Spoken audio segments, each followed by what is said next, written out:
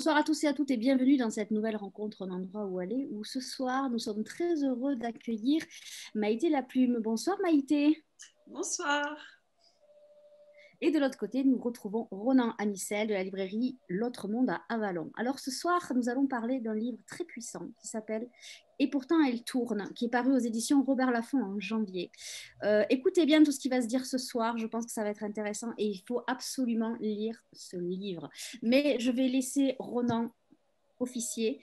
Maïté, Ronan, je vous dis à tout à l'heure. Toujours pareil, les lecteurs, s'ils ont envie de poser des questions à Maïté par mon intermédiaire, vous utilisez l'onglet Converser. À tout à l'heure, bonne rencontre. À tout à l'heure. Merci Nathalie. Donc bonsoir à tous, bonsoir Maïté. Bonsoir. Donc ce soir, en effet, nous allons avoir une rencontre autour d'un roman très fort, très puissant, et pourtant il tourne, un premier roman très bluffant, et autour d'un personnage, Lazari. C'est comme ça qu'on le prononce, Maïté, je pense. Hein. Oui, la tsari, on peut appuyer sur le T. Appuyons sur le T. Donc, autour de Lazari, une jeune fille est dans un pays qui est magnifiquement décrit, qui fait très envie, l'Algérie, et plus particulièrement la ville de Constantine. La première question, parce qu'il va falloir tout de suite y aller, c'est un roman qui est écrit à la première personne, Ouais, donc il fait forcément beaucoup penser à une autofiction. bien sûr. Est-ce que c'est vraiment une autofiction, en tout cas partiellement? Absolument. Oui, oui. C'est tout à fait une autofiction. Et oui, oui, oui. Absolument. C'est tout à fait inspiré de ma vie. Euh, C'était un choix qui paraissait nécessaire. Ça n'aurait pas pu être. Enfin, je pense qu'on part quasiment systématiquement, évidemment, de notre vie, en tout cas de fait de vie, mais on aurait pu partir sur des environnements, des personnages ou des structures complètement différentes. Là, j'ai eu l'impression que c'était quand même relativement proche de la structure familiale ou même de la vie que vous avez vécue jeune.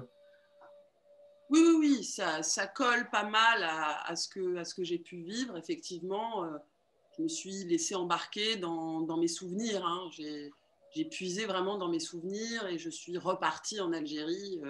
J'ai refait le chemin, quoi, hein, vraiment. Je suis allée me promener là-bas et je me suis glissée dans tous ces lieux avec beaucoup de bonheur d'ailleurs. Hein. Vraiment, retrouver Constantine, ça a été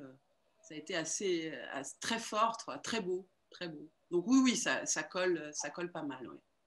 Bon, après, c'est un roman, c'est-à-dire Ah oui, avec c'est un choix. l'autofiction est un Il n'a roman, jamais été. c'est un témoignage direct. Hein. Oui, oui. Voilà. Donc, non, non, là, j'insiste vraiment lourdement, c'est une autofiction, donc c'est une œuvre littéraire avec une qualité littéraire et une écriture. On n'est pas sur un truc voyeuriste du tout. Enfin, je veux dire, c'est absolument tout le contraire. Donc, mais c'est important parce que c'est un exercice littéraire très important en France, l'autofiction, très répandue. Et, et c'est pour ça que j'insiste lourdement, parce que c'est sujet aussi à un certain nombre de confusions. Et il ne faut absolument pas ça.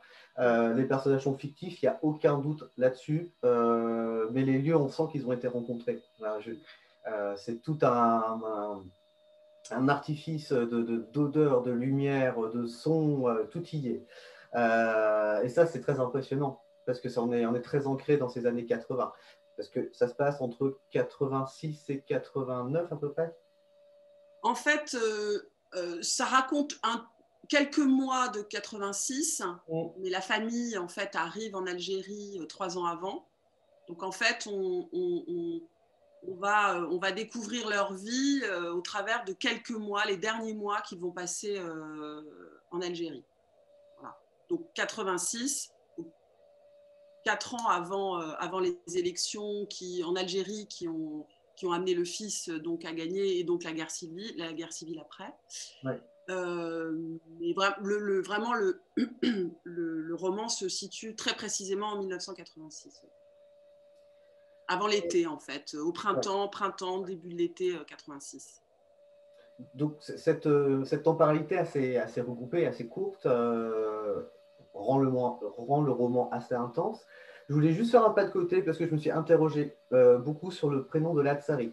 Tous les personnages ont des prénoms plutôt classiques. On a du Bernard, de la Soledad, Alexandre, Fabrice, Lily, etc.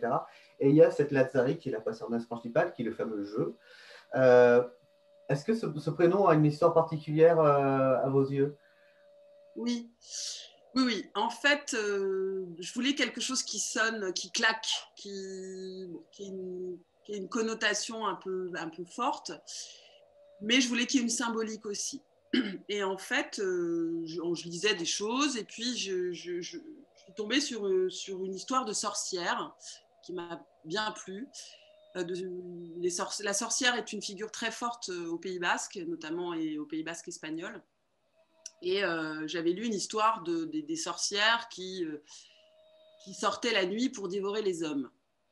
Et j'ai trouvé cette histoire assez folle, assez excitante. Enfin, ça m'a beaucoup plu.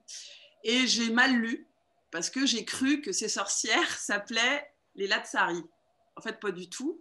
Absolument pas. D'abord, au Pays Basque, ça s'appelle les Sorguiñas, donc ça n'a rien à voir. Rien à voir. Mais en fait, dans le texte, Latsari, en fait, signifie la violence, violent en basque. Mais je l'ai su plus tard. Mais j'ai lu ce mot et je l'ai trouvé très beau. Et plus tard, alors c'est là où parfois l'écriture vous échappe et je trouve ça assez magique, comment le lecteur s'empare de votre texte et qu'il y a des choses que vous n'avez pas du tout imaginées ou ressenties. Il y a quelqu'un qui m'a dit que ça lui faisait penser à Lazare qui se relève des morts et je trouve que vraiment la connexion est assez forte, Latsari, Lazare, enfin. Et voilà, et donc du coup, bon, mais l'histoire initiale, c'est ça vient de la sorcière qui va dévorer les hommes pour se venger ou pour son plaisir, on ne sait pas, enfin, il y a plein chacun, il voit ce qu'il veut, et voilà, et donc du coup, c'est un malentendu que je trouve assez, très intéressant. Ça m'a bien Oui, c'est un prénom qui va vraiment très très bien à cette gamine. Ouais. Véritablement, enfin, ouais, je trouve que ça fait vraiment. Voilà, je ne connaissais pas l'origine et je me doutais qu'il y avait un truc, mais voilà. Pour en revenir à la structure du récit, donc ce que je n'ai pas dit, c'est que donc Latsari vit en famille, père-mère, et puis deux petites sœurs et un petit frère, c'est l'aîné. Ça, c'est juste pour plus tard, parce qu'autrement, on va perdre tout le monde. Pour ce qui est de la structure du récit, donc on est découpé en chapitres relativement courts, hein, et tous les 2-3 chapitres, il y a un chapitre encore plus court, encore plus frappant, qui est un souvenir, ou ce qui se passe dans les fameux mois en Algérie, mais en tout cas un souvenir d'agression, en tout cas d'inceste de son père. Ils sont courts, ils sont en italique, ils sont extrêmement repérables. Pourquoi avoir fait ce choix d'appuyer encore, enfin, au cas où on n'aurait pas compris que c'était assez intense, d'appuyer en plus sur la typographie? En fait, l'idée, c'était des flashbacks qui arrivent un peu sans crier gare.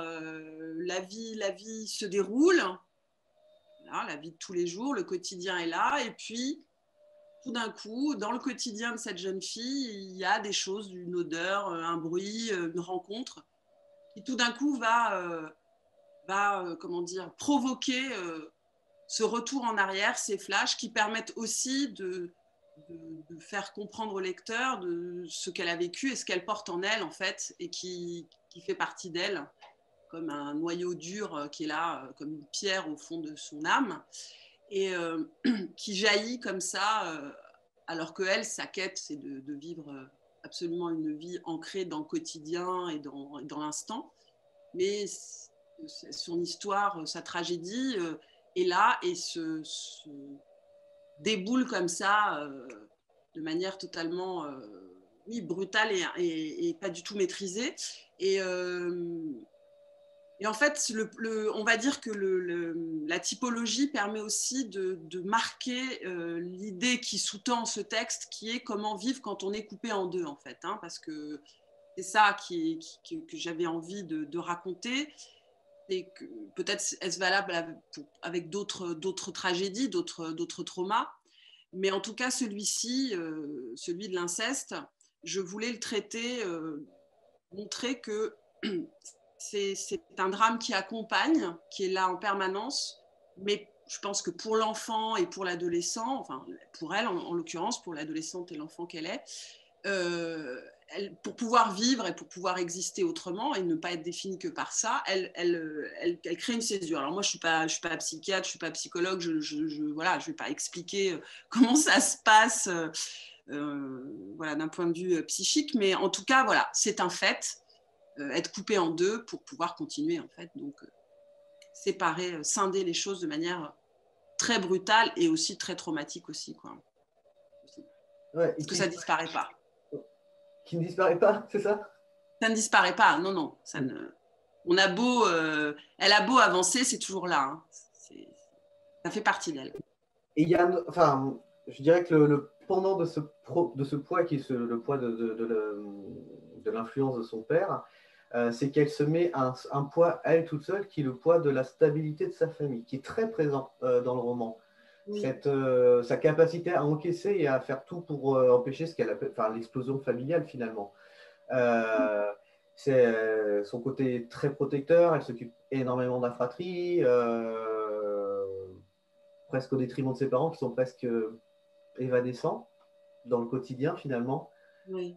Et cette pression qu'elle se met, c'était vraiment important pour vous de faire comprendre que c'est une espèce de pivot en fait d'équilibre malgré elle, quoi.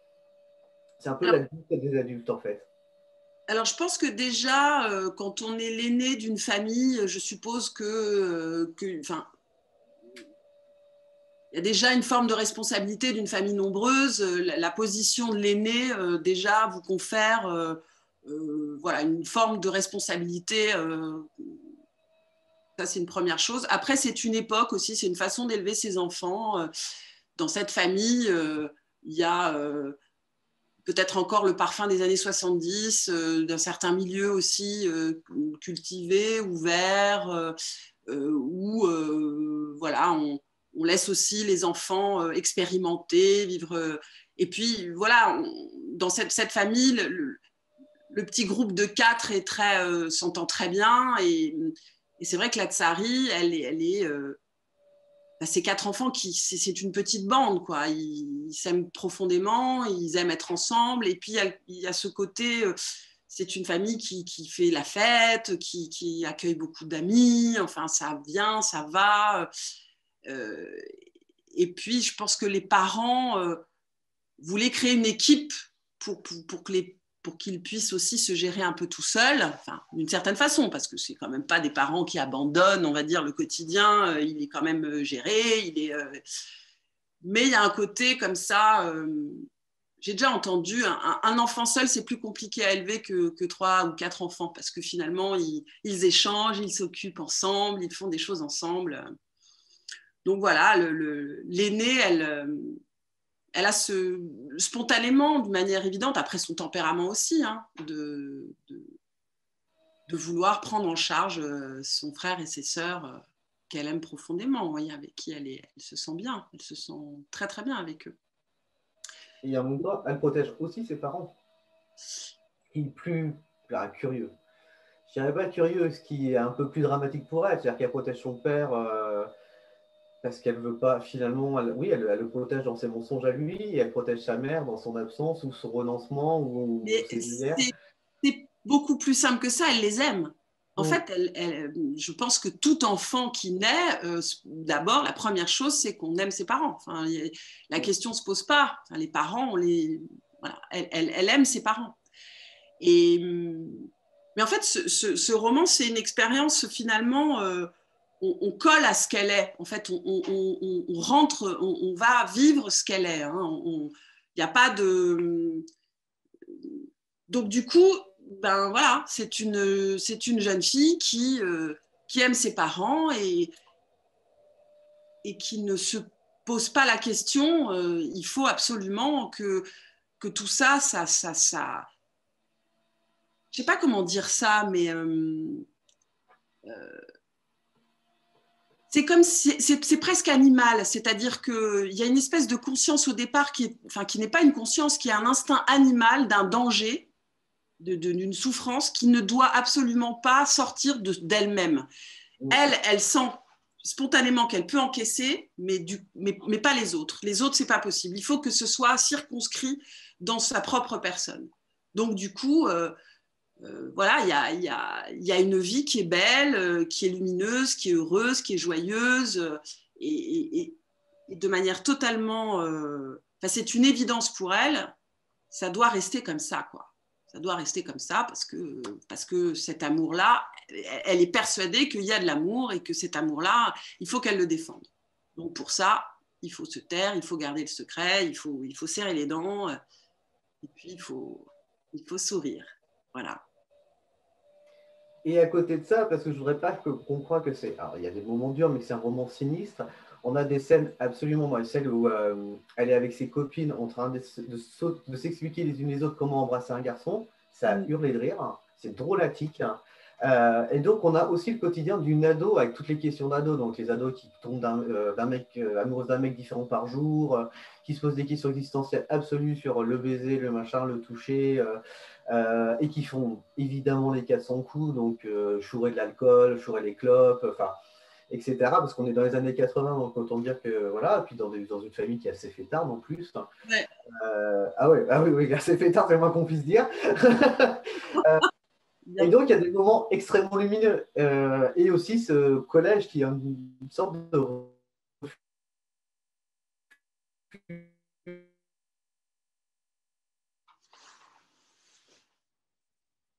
Alors là, je vous ai perdu, Ronan. Je ne vous entends plus. C'est les moments où elle est plus en paix avec elle-même. Elle est dans un milieu plutôt...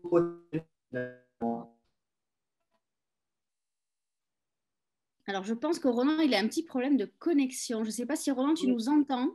Est-ce que tu nous entends, Ronan, ou pas?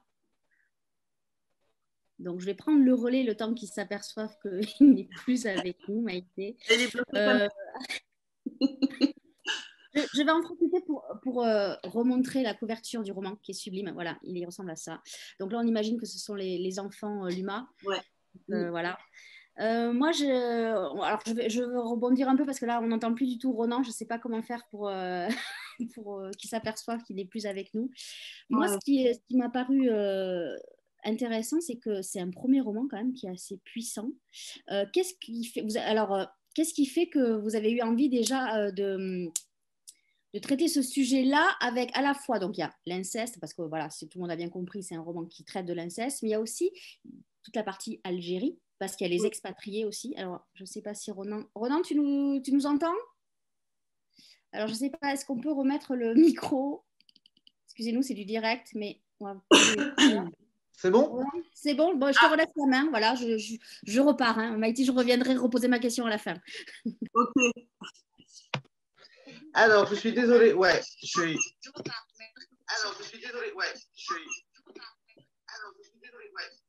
C'est bon?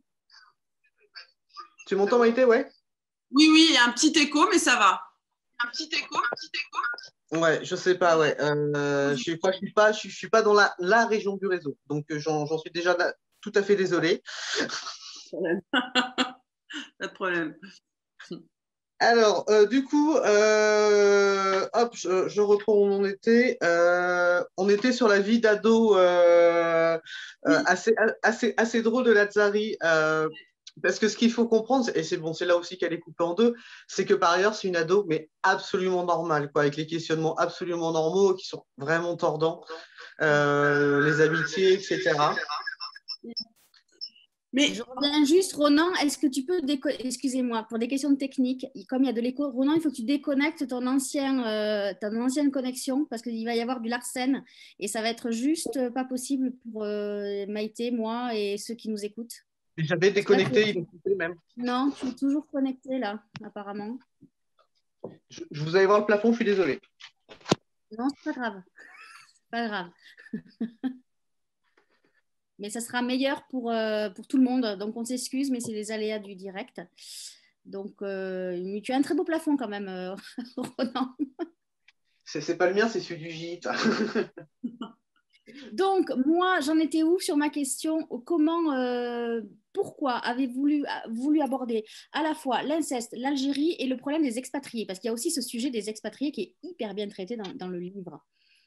Mais en fait, j'avais envie de parler d'un milieu particulier, d'un monde dans un monde, en fait, et de montrer à quel point ce monde assez fermé, comme un petit village, tout le monde se connaît, tout le monde s'invite. les gens oui, il y a une espèce de communauté. Enfin, les gens font un petit peu, ça fait l'amour à tout va.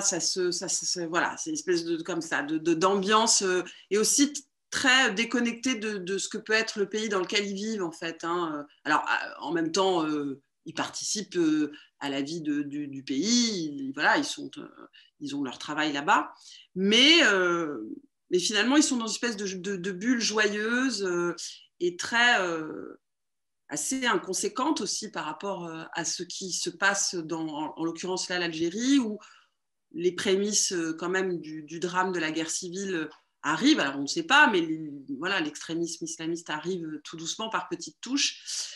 Et eux, bah, ils continuent cette vie quand même très confortable, hein, avec des facilités, sans être vraiment... ça m'a beaucoup intéressé d'essayer de comprendre comment on pouvait avoir cette légèreté alors que c'est un pays, en tout cas à l'époque, il y avait vraiment des vrais problèmes du quotidien. La population avait des grosses difficultés, pas l'électricité toute la journée, pas l'eau courante toute la journée. Enfin bon, ça c'est pour ce qui est du quotidien. Bon, les expatriés, pour eux, il y avait pas de problème, quoi. Bon. Donc je trouvais ça... ouais, je trouvais ça intéressant. Et puis aussi des réminiscences du colonialisme aussi, voir comment tout ça se tricote étrangement. Il y a un moment, il y a une scène dans le roman où la Tsari rentre de l'école et elle a peur de croiser des gamins de son quartier qui dès qu'elle les croise, la traitent de raciste. Et elle dit d'ailleurs, enfin, ils parlent d'une guerre que eux-mêmes n'ont pas connue. Donc il y a aussi ça, il y a comment cohabiter. Alors, dans le roman, ça cohabite aussi, hein, y a pas de... mais il y a ce truc quand même de comment deux cultures finalement cohabitent ensemble, deux mondes, plus que deux cultures, deux mondes en fait. Je vais relaisser la parole à Ronan, je faisais juste la Oui. transition. Ronan, je te laisse la place. Ouais, merci. Je vais rebondir du coup sur sur la condition et puis la vie très très particulière des expatriés en Algérie. C'est une petite communauté dans la communauté, c'est assez perturbant. Enfin, c'est une coquille quoi. C'est-à-dire que ils sont dans des maisons ensemble, ils vont à l'école ensemble, ils vont au week-end ensemble. Et cette communauté dont on aurait pu penser elle est à la fois extrêmement protectrice, à la fois extrêmement jugeante, de fait. Et on a l'impression qu'ils ne vivent pas tous les mêmes choses. C'est-à-dire que Lazari la prend plutôt pour une protection. Par contre, sa mère, je la trouve, enfin, elle est plutôt dans la femme parfaite, dans le jugement, voilà, dans l'idée qu'il ne faut pas laisser d'aspérité, quoi. Je ne sais pas si c'était volontaire de le faire sentir à ce point-là. J'arrive pas à comprendre votre question par rapport à la mère. Qu'elle soit dans... Ouais, Soledad, elle est organisatrice. Elle est presque géo, en fait, pour les expatriés. Ils font beaucoup de fêtes, elle fait les cours de yoga, etc. Mais dès qu'il y a un truc qui merdouille, en fait, alors je veux pas raconter la fin du livre non plus, quoi. Mais c'est de dire, bah, putain, non, non, on se tait, on fait comme si, quoi. On ne montre pas d'aspérité de la famille, on ne montre pas. Oui. Disons qu'il y a une espèce d'inconscience en fait. Il n'y a pas de pensée. C'est un peu les trois petits singes là. On voit pas, on n'entend pas, on parle pas. On se ment quoi. On se ment. Et je pense que c'est j'ai évidemment ces derniers mois lu pas mal de choses sur le sujet, mais c'est lié aussi au sujet de l'inceste. C'est que on ne veut pas voir parce que ça raconte des choses de la famille qui sont tellement violentes. Ça remet en question un système et ça fait très peur. Donc, on préfère se mentir, faire comme si ça n'existait pas. Donc c'est la comédie du quotidien. Mais alors, étrangement, paradoxalement, une comédie sincère. C'est-à-dire qu'il y a des vérités, on est persuadé, et c'est vrai aussi, qu'on est heureux, on est content d'être heureux. C'est une phrase que j'ai écrite dans le roman, on est content d'être heureux. C'est une espèce de, comme ça, ouais, on ne veut pas voir, parce que voir, c'est incarner tout d'un coup le drame et c'est pas possible. On reste sur cette comédie humaine. Donc elle est cohérente, c'est-à-dire qu'elle a ses 4 enfants qui vont bien, qui sont en bonne santé, qui sont curieux, qui font leurs activités. Elle fait du yoga parce qu'elle adore ça, c'est sa passion et qu'il faut qu'elle ait un boulot. Donc elle a suivi son mari, donc voilà, ça lui permet aussi d'avoir sa propre activité professionnelle. Et puis, donc, elle donne des cours, et puis elle s'investit dans la communauté. Enfin, souvent, dans ce monde-là d'expatriés, c'est très, très courant, en tout cas à l'époque, les femmes suivaient leur mari. Donc, après, sur place, il fallait gérer. La majorité, c'était comme ça. Après, il y a des exceptions, mais en tout cas, c'était ça. Donc, il fallait s'organiser, trouver des activités. Et puis, oui, faire la fête, beaucoup, beaucoup, s'amuser, profiter, se cultiver, aller au théâtre, se nourrir, et puis surtout, ne pas regarder ce qui pourrait abîmer le cours des choses. Ouais.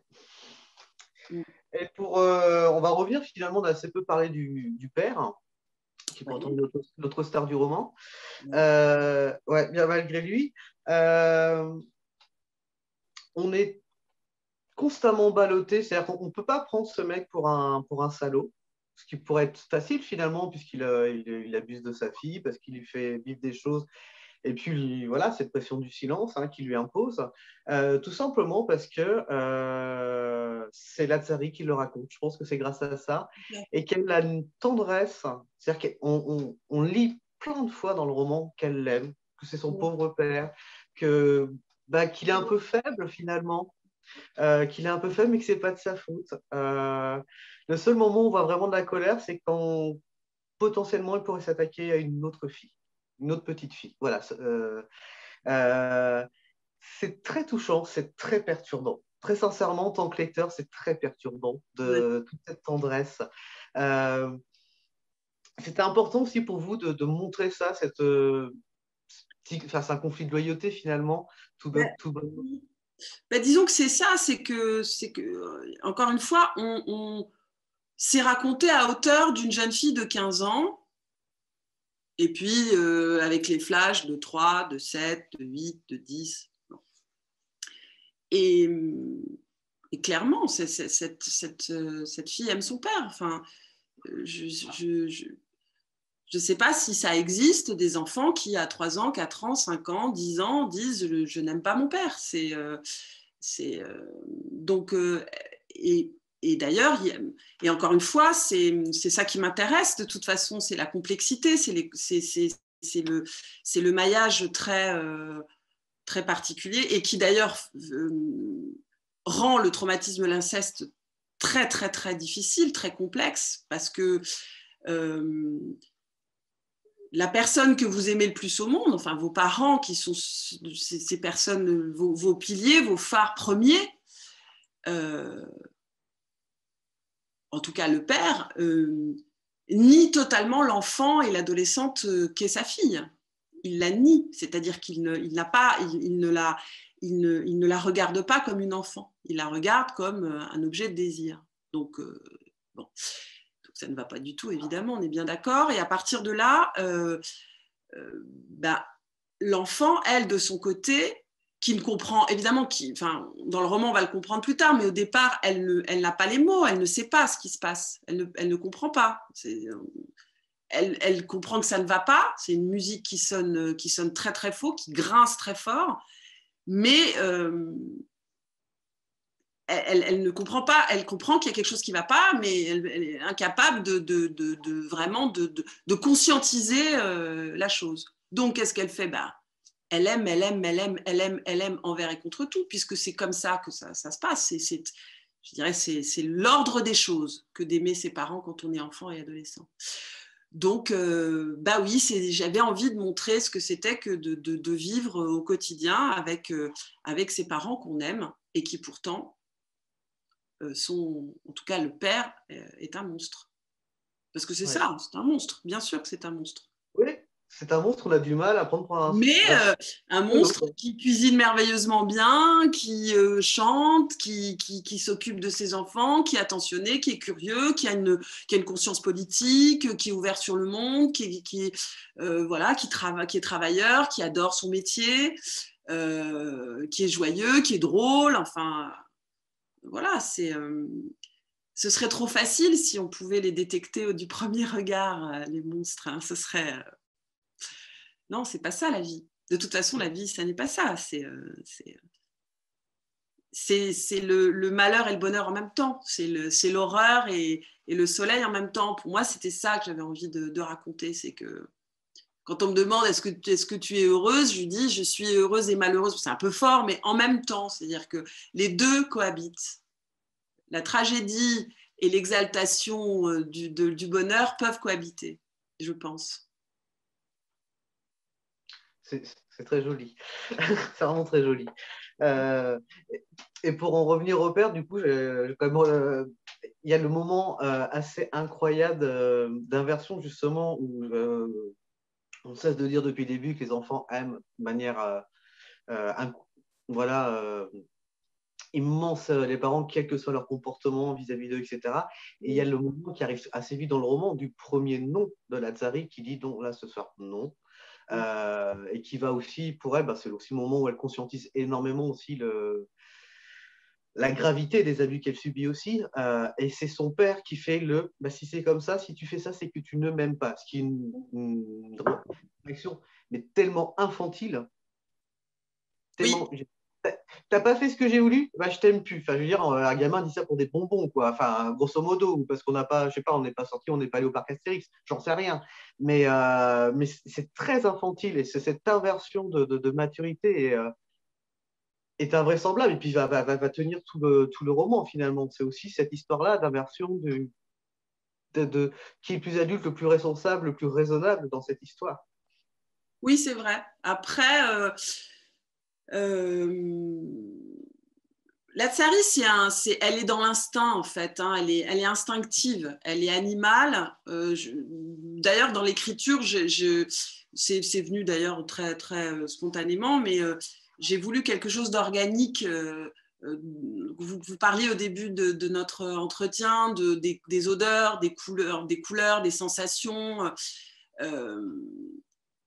Donc, il n'y a pas de pensée structurée, tout est de l'ordre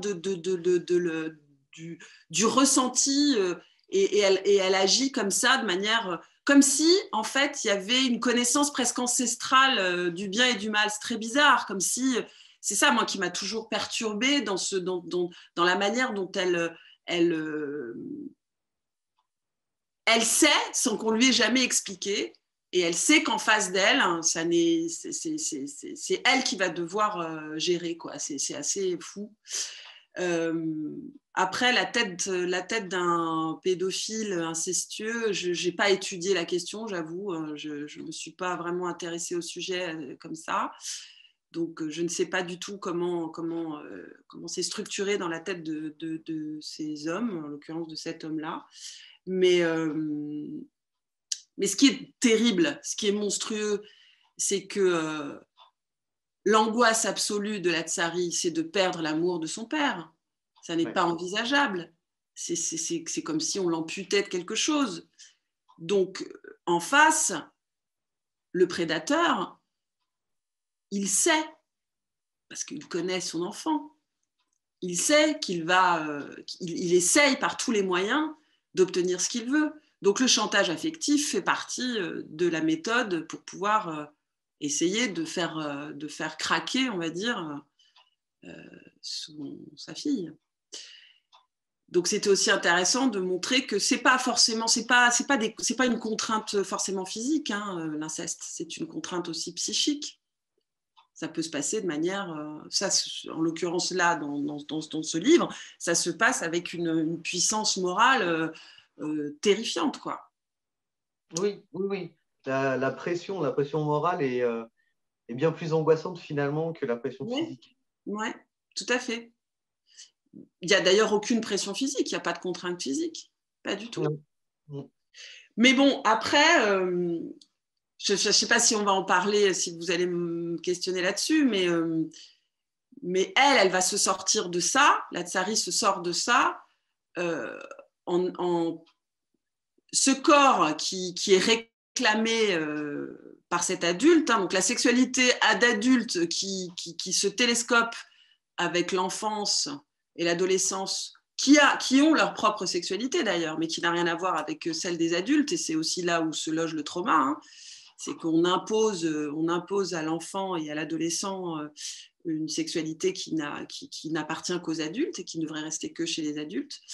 Elle va s'emparer du sujet pour s'approprier ça et pour pouvoir vivre sa vie à elle de jeune fille.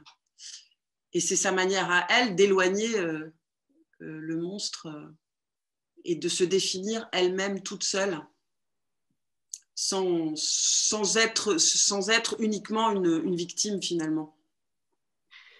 On l'apprend, c'est une victime, enfin, je veux dire, si on prend tous les termes de... Mais pas que. Mais par contre, dans son comportement, dans sa manière d'être, il n'y a rien. Il y a rien qui chante la victime, en fait. C'est assez... c'est une gamine, alors sa mère lui dit qu'elle est forte, qu'elle est puissante, et c'est vrai. C'est vrai, mais c'est pas suffisant, certainement. Mais c'est impressionnant, ce premier refus qui est quand même un premier tournant du roman. Et en effet, ce premier refus qui amène l'idée de se dire non, en fait, je vais aimer qui je veux aimer, j'aurai la sexualité avec la personne que j'ai choisie. Alors, je ne veux pas trop en parler parce qu'en plus, c'est des très jolis moments où je préférais que les lecteurs les découvrent plutôt que je leur raconte. Ce sera vachement bien fait. En plus, on ne voit vraiment pas l'intérêt.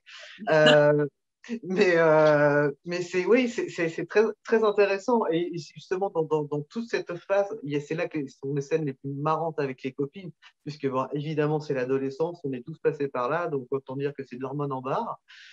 Donc, ils sont tous en train de se sauter dessus les uns sur les autres, à faire des booms, etc., à viser machin. Enfin, et il y a des moments, mais de pure adolescence, pas franchement, je suis vraiment retombé au collège, quoi, véritablement, quoi. Et il y a un autre truc vraiment dont il faut parler, c'est la musique. La musique est extrêmement présente. Alors, c'est la musique des années 80, donc on parle Supertramp, U2, etc. Qu'est-ce qu'elle apporte, cette musique? Là, vraiment, je vous laisse en parler par rapport à Lazzari. Qu'est-ce que la musique dans la vie de Lazzari, sachant que dans la vie de ses parents, elle est aussi très présente, mais différemment. Oui, tout à fait. En fait, elle a été élevée dans la musique tout le temps. C'est une famille où le tourne-disque, parce qu'à l'époque, c'était des tourne-disques ou des cassettes, il y a de la musique tout le temps. Donc, il y a déjà une sensibilisation à la musique qui est permanente. Et puis, quand on est ado, enfin, même encore aujourd'hui, on a tout le temps le casque. Enfin, maintenant, les oreilles, mais à l'époque, c'était les casques. Et on écoute tout le temps la musique. Et là, Tsari, elle se crée un film. Sa vie, c'est un film. C'est-à-dire qu'elle se crée une bande-son de sa vie. Donc, elle marche dans la rue, elle a la musique et elle est dans un film. Et elle est l'héroïne de ce film. Donc, tous les moments de sa vie doivent avoir une bande originale, quoi.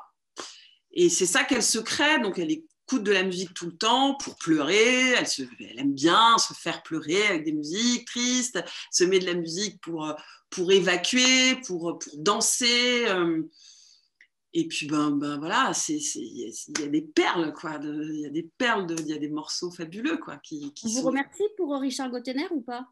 Comment? Vous remercie de nous avoir remis en tête Richard Gottener ou pas? Ah, c'est merveilleux, Gottener!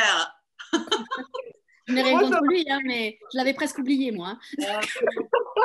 Merci, Maïté. Hein. J'en prie. Donc, ouais, c'est bien. Ronan l'a dit, à la fin du roman, vous avez la playlist par page. Et ça, c'est vraiment... Alors, Ronan, il a été gentil parce qu'il a dit Supertramp, il a dit The Cure, il a dit des trucs super, mais il y a aussi du Richard Gottener, voilà. Tout à fait. Parce que le frère et la sœur aiment bien se faire des petits jeux avec des musiques un peu marrantes, quoi. Ouais. Mais il y a aussi du classique, parce que vous citez Puccini, des mémoires, Prokofiev, Oui. Bizet, donc il y a aussi du classique. Ça nous rassure. Ouais. Oui, oui, oui, bah oui, les parents écoutent beaucoup, beaucoup, beaucoup de classiques. Le père chante l'opéra, il a une très belle voix de ténor. Ils sont dans une chorale, où la Tsari d'ailleurs, elle va aussi à cette chorale-là, elle chante dans la chorale, les parents. Oui, oui, non, ça chante tout le temps. Est-ce qu'on peut reparler de ce titre? Et pourtant, elle tourne. Parce qu'il y a beaucoup de questions, de lecteurs qui se sont posés la question, ce titre, c'est la Terre, c'est quoi? C'est quoi qui tourne? C'est la phrase donc de Galilée. Ouais. Et pour si muove dans le texte. Ça peut être interprété de plusieurs manières, mais quand moi j'ai voulu ce titre-là, c'était pour raconter, pour dire que en fait, on a beau essayer d'étouffer quelque chose, on a beau essayer d'imposer une vision du monde, la vérité finit toujours par jaillir et par s'imposer, en fait. Et la vérité à soi-même, surtout. C'est-à-dire qu'on a beau fuir tout ce qu'on veut. C'est pas, certains voient là-dedans le monde continue, quelle que soit la tragédie, le monde avance. Pourquoi pas? Moi, je l'ai pas du tout écrit enfin, je sais pas comme ça que je l'ai vu. C'est plutôt, vous voulez m'imposer une vie, vous voulez m'obliger. C'était ça Galilée, hein. Vous dites que la Terre est plate ou que c'est le centre du monde, et pourtant, bah oui, mais pourtant elle tourne. Donc, vous pouvez dire tout ce que vous voulez, vous n'échapperez pas finalement à la vérité indiscutable. Et là, il y avait de ça dans l'idée que, ok, la Tsari, elle dit, on veut me mettre la tête sous l'eau, on veut absolument me noyer, on veut absolument que je m'effondre, mais moi, je vais réussir à faire éclater ma vérité, quoi. Voilà. Bon, alors après, il faut qu'on parle à Maïté, très Oui. sérieusement. Ce roman arrive, c'est votre premier roman. Pourquoi vous avez mis autant de temps à publier? C'est-à-dire que vous avez une écriture sublime. Ce roman est vraiment, Ronan ne dira pas le contraire. Il faut vraiment lire ce livre. Pourquoi? Qu'est-ce que vous avez fait avant d'écrire? Pourquoi l'écriture maintenant en 2000? Non, mais qu'est-ce qui s'est passé? Moi, j'aurais bien aimé que vous soyez publié avant, qu'on vous connaisse avant. Bon, c'est bien, on vous découvre maintenant parce qu'on espère lire les prochains. Mais qu'est-ce que vous avez fait avant? J'ai eu plein de vies, mais j'ai fait plein de choses. Mais c'est vrai que l'écriture, c'était pas du tout un sujet pour moi. J'ai toujours écrit pour moi, mais j'ai jamais imaginé que je pouvais écrire enfin, être publié. Jamais, jamais, jamais. Bah, si, la preuve. Bah oui, mais voilà. Et c'est une révélation totale pour moi. C'est un bonheur, mais je peux pas décrire. Écrire pour moi, c'est vraiment une découverte explosive, magnifique. En fait, c'est arrivé totalement par hasard il y a 6 ans, parce que j'ai mis quand même 6 ans à l'écrire, à mes heures perdues. Et en fait, j'étais pas bien du tout. C'était une période de ma vie où ça allait pas du tout. Rien n'allait, rien n'était juste, rien n'était à sa place.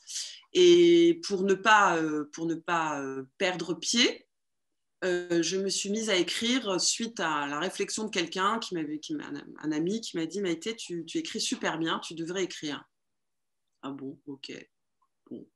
Et donc, voilà, c'est venu comme ça et ça a rempli ce vertige qui commençait à m'emmener dans des endroits que je ne voulais pas aller. Et ça a rempli ça et ça a donné ça.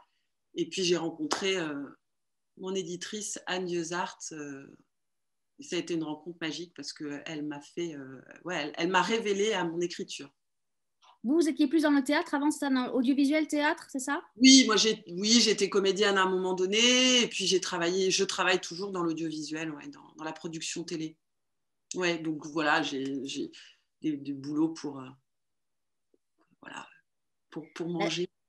La deuxième chose que je veux dire, et ça, il n'y a que moi qui peux le dire, c'est que ce roman est sorti en janvier de cette année, et on se souvient tous qu'en janvier est sorti un livre qui a pris la place, mais de tout, qui s'appelait Familia Grande de Camille Kouchner, où il y a aussi le sujet de l'inceste. Mais j'engage nos amis lecteurs à vraiment lire ce livre, parce que, alors, je ne dis pas qu'il n'est pas bien l'autre, hein, c'est pas ça, c'est que là, il y a quand même quelque chose qui va beaucoup plus loin à mon avis, à mon humble avis, et de libraire. Je ne sais pas si...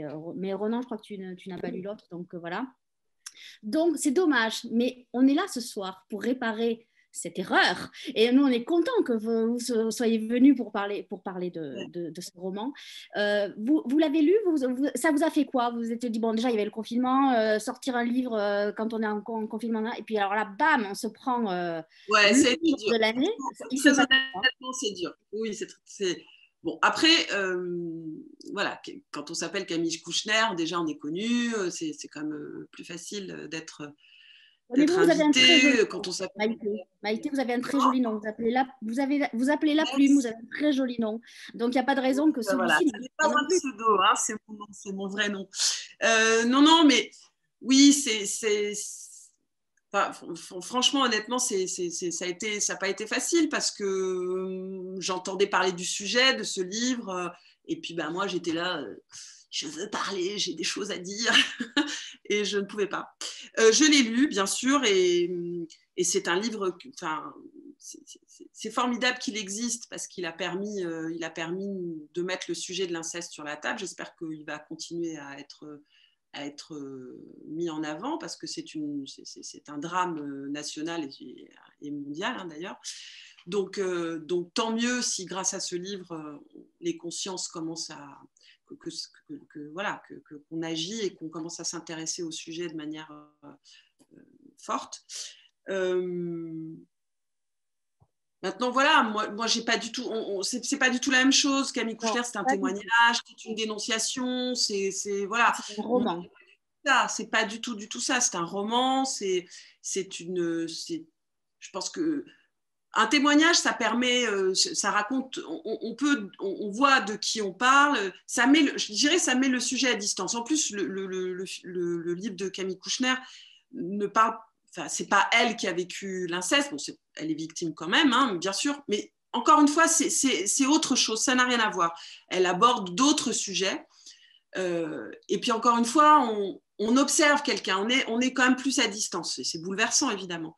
Alors que le roman, je pense que, enfin moi c'est ce que j'aime quand je lis un roman, c'est que je peux m'approprier, je peux me l'approprier, je peux plonger totalement différemment. C'est peut-être d'ailleurs un peu effrayant, hein, parce que du coup, la distance est beaucoup plus compliquée. Mais en même temps, c'est une expérience. Et je pense que lire, enfin moi c'est ce qui m'intéresse dans la lecture, c'est de vivre une expérience personnelle, intime. Alors moi, j'ai fait un exercice parce que les libraires sont un peu barjots. J'ai lu votre roman il y a un peu de temps et là, quand je savais qu'on vous recevait, j'ai pris le livre et je n'ai lu uniquement les passages en italique, ce qu'évoquait Ronan tout à l'heure. Ah, et wow. ça, c'est très intéressant parce que c'est un deuxième livre dans le livre. Et j'engage à nos amis lecteurs qui l'ont déjà lu, et Ronan, je ne sais pas si tu l'as fait, cet exercice-là. Moi, j'aime bien faire ça. Voilà. J'ai tout lu, et après, je n'ai lu que les passages en italique. Voilà. Et ça apprend beaucoup. Ça apprend beaucoup et ça prend une autre dimension et la profondeur est encore plus grande et votre écriture se détache encore plus. Donc j'engage les lecteurs, quand ils auront d'abord lu une première fois, à faire cette deuxième lecture. Même Maïté, faites-la, vous allez voir, vous allez être surprise de ce que vous avez écrit. Et vous allez dire, ouais, finalement, voilà. Et je voudrais juste dire qu'il y avait deux messages de Lison et de Delphine qui disent sublime roman d'un côté et simplement bravo à cette immense écrivaine. Voilà, donc je vous transmets quand même les messages. Merci. Merci. Il y a une question de fond. Moi, je voudrais savoir, Maïté, ce que représente pour vous la notion de foi? Ah oui, bah oui, parce que c'est très présent dans le livre, effectivement. C'est pas le sujet du bac, vous n'avez pas 3 heures, hein, Maïté. Non, mais disons que pour la tsarise, c'est fondamental. C'est fondamental parce que c'est... voilà, enfin, elle a besoin d'une spiritualité. La sienne, c'est enfin, voilà, elle est élevée dans une famille catholique et elle se fait sa propre tambouille, si j'ose dire. Voilà, ils vont à la messe tous les week-ends et elle se fait sa propre, voilà, sa foi à elle, hein, au travers notamment de la figure de la Vierge Marie, qui est une femme en fait, avant tout. C'est une femme qui l'accompagne et qui la protège. Mais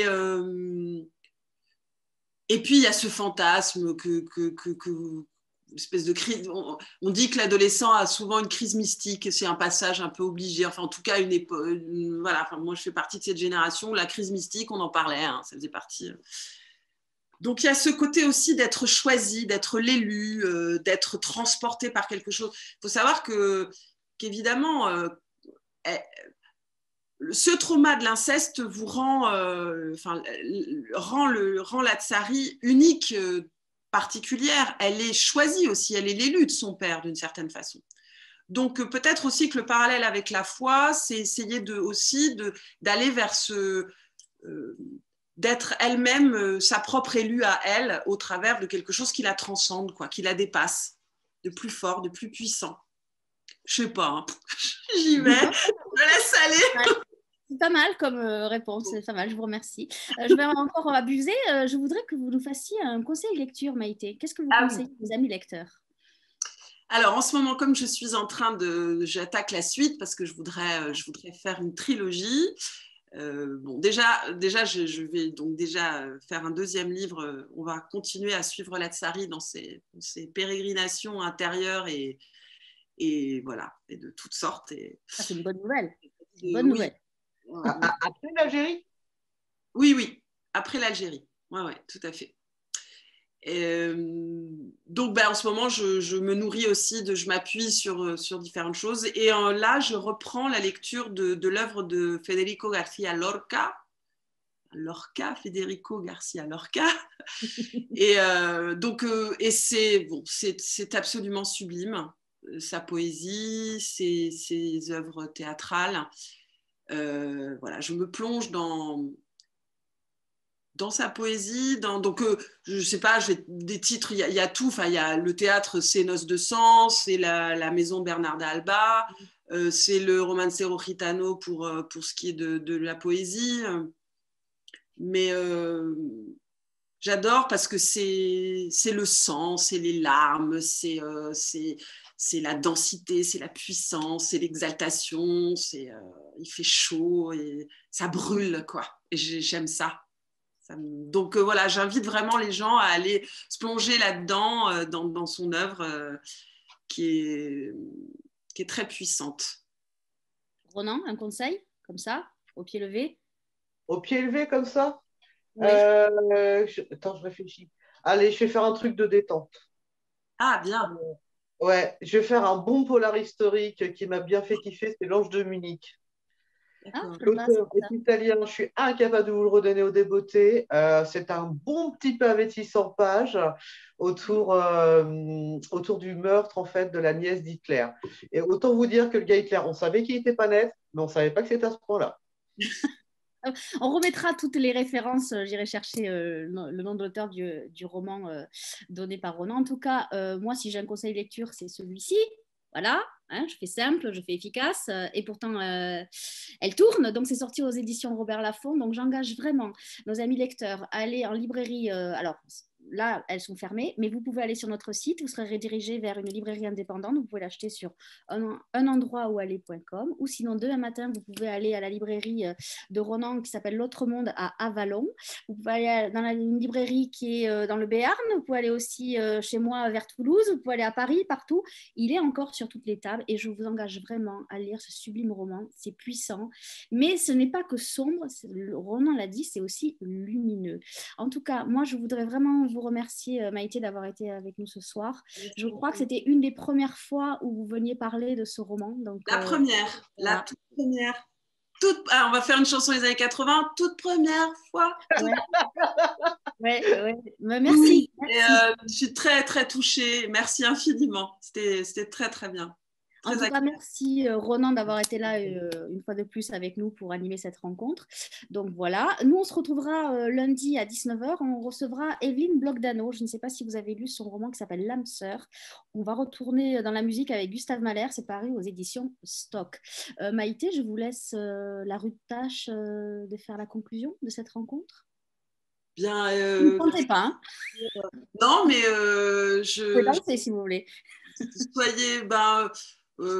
Soyez heureux et vivez tout bête. Tout simplement, il faut vivre, j'ai envie de dire. Ça suffit. Déjà, c'est beau. C'est pas mal. C'est grand. Voilà. Et allez en librairie. Acheter et pourtant elle tourne aux éditions Robert Laffont. Un grand merci à vous deux. Je vous souhaite une bonne soirée et surtout un bon week-end. Et à nos amis lecteurs, rendez-vous lundi.